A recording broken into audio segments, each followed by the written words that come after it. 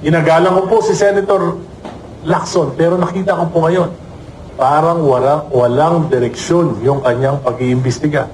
Siya mismo, pinangalanan niya si Executive Secretary Lucas Bersamin at ang pamangkin nito, si Yusek Adrian Bersamin, na tumanggap ng 8 bilyon mula kay Engineer Bernardo. Pero hindi niya po inimbestigahan, hindi niya pinatawag, at ngayon lamang nabasa ko na wala siyang balak ipatawag ang mga Bersamin. Bakit po? Bakit pagka mga kontraktor pinapakulong? Bakit pagka yung mga maliliit na engineers pinapakulong? Nakakasuhan ng mabilis. Pero bakit pag lumalapit na sa doorstep ng Malacanang?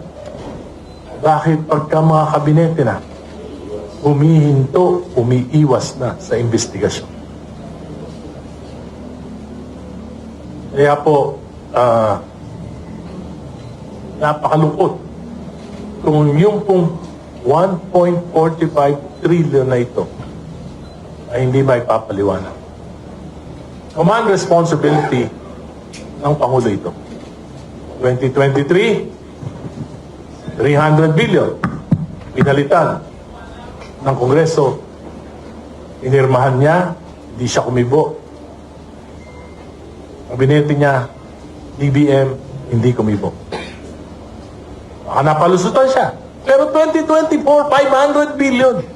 Pinalitan, sinalaula, hindi siya kumibo. Kabinete niya, DBM, hindi kumibo. 2025, 473 billion. Sinalaula ng Kongreso, ng 19th Congress. Hindi siya kumibo. Inirmahan niya pa rin. Maliban sa 26 billion na kanyang binito. Pero 473 billion po, yun natira ng mga insertions, diversions.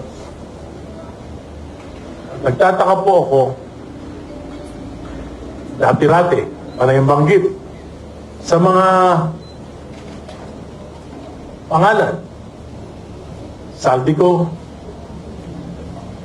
nag-resign, tumakbo. Sino po ba si Saldico? Chairman ng Committee on Appropriation. Sino ba ang araw-araw niyang kasama?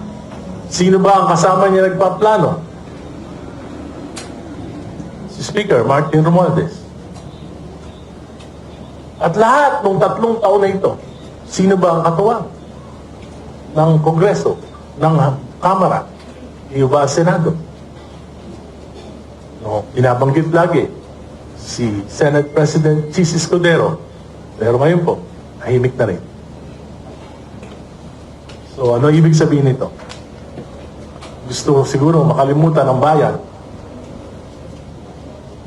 ang pinakamalaking kasaysayan ng pagnanakaw sa kaba ng bayan.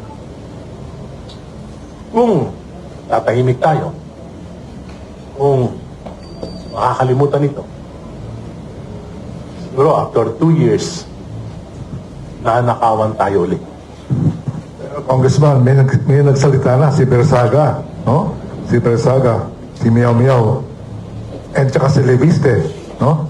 Eh kayo po ay, I think Leviste trusted you, no? He showed you the Cabral papers. What can you tell us about that? Well, alam niyo po, yung Cabral files na sinasabi, that's a public document. Meron naman pong kopya ang ombudsman, kinuha nila. So, alam niyo po, yung simple lang yan. Napaka-simple. Kung gusto imbestigahan ng gobyerno, 2023, 2024, 2025 national budget, ikumpara lang nila yung National Expenditure Program na sinabmit ng DBM sa Kamara. Tapos ikumpara doon sa GAA, makikita niyo na po yung mga insertions, diversions, at mga amendments. Pagkatapos po, lahat ng mga proyekto, alamin niyo lang kung sino yung mga naging contractor. Alam niyo na kung sino yung mga naging contractor.